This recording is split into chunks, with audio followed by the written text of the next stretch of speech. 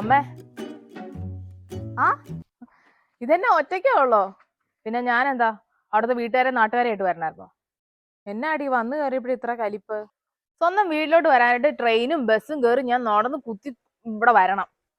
ഞാൻ പറഞ്ഞ എന്നെ ദൂരത്തോട്ട് കെട്ടിക്കരുതെന്ന്. ഇവിടെ എത്ര കല്യാണാലോചന വന്നു, നമ്മുടെ പള്ളിയിൽ നിന്ന് തന്നെ ആലോചന വന്നു, എന്നിട്ട് നടന്നോ?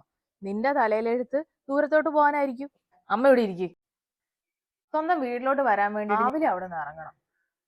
രാവിലെ ഈ ബാഗും തൂക്കി ഇറങ്ങിയപ്പോ പുള്ളിക്കാരത്തി എന്നോട് ചോദിക്കുക, നാളെ തന്നെ ഇങ്ങ് വരികയല്ലേന്ന്. ഹോ, ഒരു സ്വാതന്ത്ര്യവും ഇല്ല എനിക്ക് അവിടെ. ആരുടെയെങ്കിലും ഫോൺ വന്നിട്ടുണ്ടെങ്കിൽ എന്റെ കീഴേ ഉണ്ട്. ഞങ്ങൾക്ക് ഒരു സ്വാതന്ത്ര്യവും ഇല്ല. മനസ്സിന് പിടിച്ച ഒരു ഫുഡ് പോലും കഴിക്കാൻ പറ്റിയ. നിനക്ക് പിടിക്കുന്നില്ലെങ്കിൽ നിനക്ക് അവനോട് പറഞ്ഞിട്ട് നിനക്ക് വെളിയിലാണെങ്കിൽ പോകാൻ മേലെ. ആ ബെസ്റ്റ്. ഞാൻ ഒരുങ്ങി ഇറങ്ങുന്നതിന് മുമ്പായിട്ട് അപ്പനും അമ്മയും കൂടി ഫ്രണ്ടിൽ ഒരുങ്ങി നിൽപ്പുണ്ടാവും. ഇതേ ഞങ്ങളും വരുവാന്നും പറഞ്ഞു. എന്തോ ചെയ്യാനായിട്ടാ.